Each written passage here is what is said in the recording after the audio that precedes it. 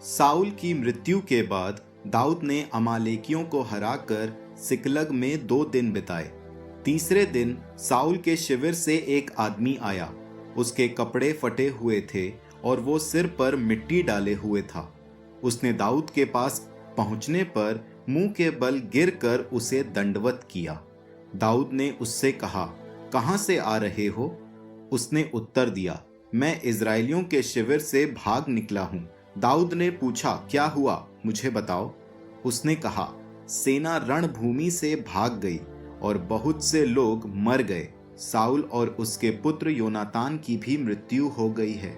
दाऊद ने समाचार लाने वाले नवयुवक से पूछा, तुमको ये कैसे मालूम हुआ कि साउल और उनके पुत्र योनातान की मृत्यु हो गई है? समाचार लाने वाले नवयुवक ने कहा, संयोग से मैं गिलबोआ के पर्वत पर था। वहां मैंने साउल को भाला टेके खड़ा देखा। रथ और रथी उन पर टूट पड़ रहे थे। जब उन्होंने मुड़कर मुझे देखा तो उन्होंने मुझे बुलाया। मैंने कहा, प्रस्तुत हूं। तब उन्होंने मुझसे पूछा, तुम कौन हो?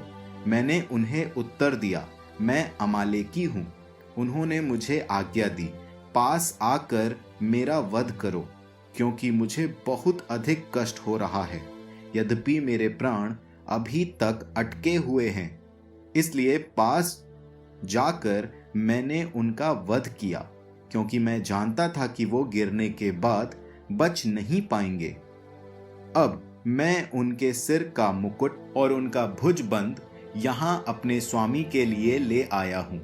दाऊद ने अपने कपड़े फाड़ डाले और उसके साथ के सब लोगों ने ऐसा ही किया। वे विलाप करने और रोने लगे, क्योंकि साउल, उसका पुत्र योनातान और ईश्वर की प्रजा इज़राइल का घराना, ये सब तलवार के घाट उतार दिए गए थे और उन्होंने शाम तक उपवास किया। दाऊद ने समाचार लाने वाले युवक से पूछा, तुम कहाँ के निवासी हो? उसने उत्तर दिया, मैं एक प्रवासी का पुत्र अमालेकी हूँ। तब दाऊद ने उसे फटकारा, प्रभु के अभिषिक्त व्यक्ति को मारने के लिए अपना हाथ उठाते हुए तुम्हें डर नहीं लगा? तब दाऊद ने एक नवयुवक को बुलाकर आज्ञा दी, आओ इसका वध करो, और उसने उसे मार डाला। दाऊद ने उससे कहा, तुम्हारा खून तुम्हारे सिर पड़े। तुमने अपने मुंह से स्वयं कहा है कि मैंने प्रभु के अभिषिक्त का वध किया है। इसके बाद दाऊद ने साउल और उसके पुत्र योनातान पर यह शोक गीत गाया। उसने कहा कि इसे यूदा के पुत्रों को भी सिखा दिया जाए। ये सद्धर्मियों के ग्रंथ में उल्लिखित है। साउल और योनातान इज़राइल के गौरव पर्वत पर मारे गए।